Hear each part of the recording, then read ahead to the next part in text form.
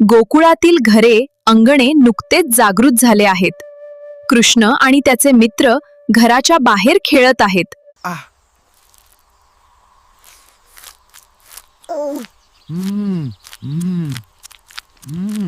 कृष्णा, माती खाऊ नकोस, आई रागावेल. ही तर नुसती गंमत आहे. इतर मुले यशोदेला कन्हैयाने माती खाल्ल्याची तक्रार करण्यासाठी अंगणाकडे धावतात. कृष्ण निरागस चेहरा करण्याचा प्रयत्न करतो. माई, कन्हैयाने माती खाली. हे कान्हा, हे खरे आहे का? तू माती खाल्ली? नाही आई, तोंडात काहीच नाही. मी स्वच्छ आहे. माझ्यावर प्रेम असेल तर तोंड उघड, बघू तरी आत काय आहे. जर काही नसेल तर मी सगळ्यांना शिक्षा करेल.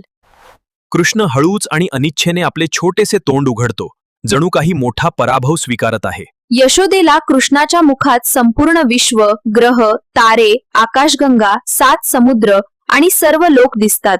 तिला त्या विश्वात ब्रह्मा, शिव आणि अनेक देव, दानव आणि सर्प दिसतात. ती चक्रावून जाते. माझा कन्हैया, मला काय झाले होते? ती त्याला घट्ट मिठी मारते.